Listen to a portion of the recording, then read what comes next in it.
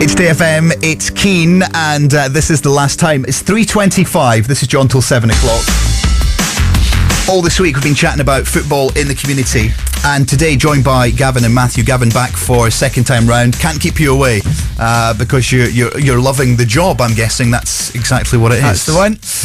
Now we're focusing on Dundee West today, and we're talking about last time when you were in. We're talking about the changes that have happened since you've started working, and give us a bit of information about the way things have been changing. Because we're focusing on Dundee West today, things since you started.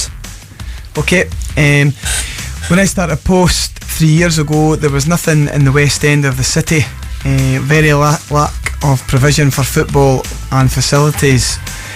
Sorry, yeah, West End, not Dundee West. I'm getting carried away. So we're talking about Riverside today, West End area. Club, yes.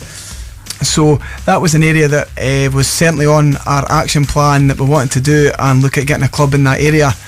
It was difficult for ourselves to put provision on out with the schools because there was no 3G pitches in the area at the time.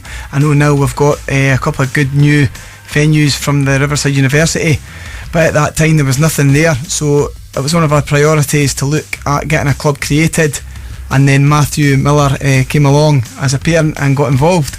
So Matthew is in the studio as well. So from the start then, Matthew, how have you been involved and what's happening now from your point of view?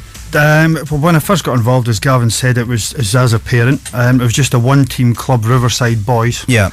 And it quickly became apparent during my conversations with the SFA and Sports Dundee that they wanted to cement the growth of a bigger club in that area. That there was nothing there for kids to do.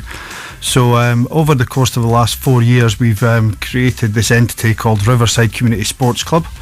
It's gone from one team club up to 150 kids with 25 volunteers, and it's growing exponentially every year.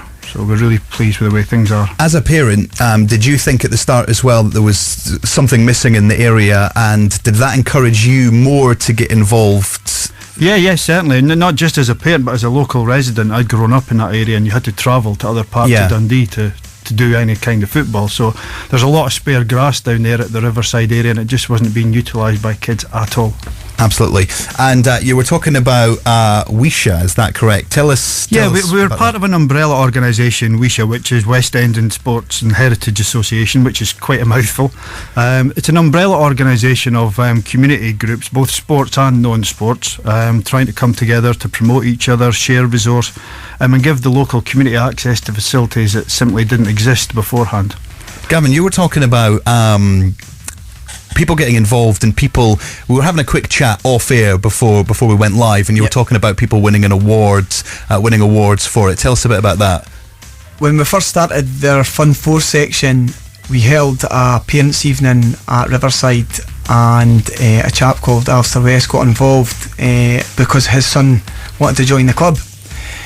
After quickly getting his son involved, he became a volunteer with the club, not just as a coach, but took on other roles at the club as well, and today has won a East Region Scottish FA Best Volunteer Award across the East Region, and is now entered into national McDonald's and Sunday Mail Awards for becoming Best Volunteer, which is fantastic. Absolutely. For the club, and fantastic for himself.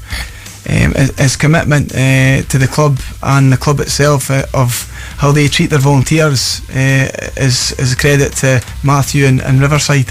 What I've noticed over the course of the week, because I've been chatting to loads of different people over the course of the week, is that great for the clubs, great for the area, also great for the local community in the sense of how much people are actually putting in as volunteers. You know, people are actually willing to give up their time, they're getting involved. It sounds like everyone's just a big, massive team at the moment. Everyone's working together.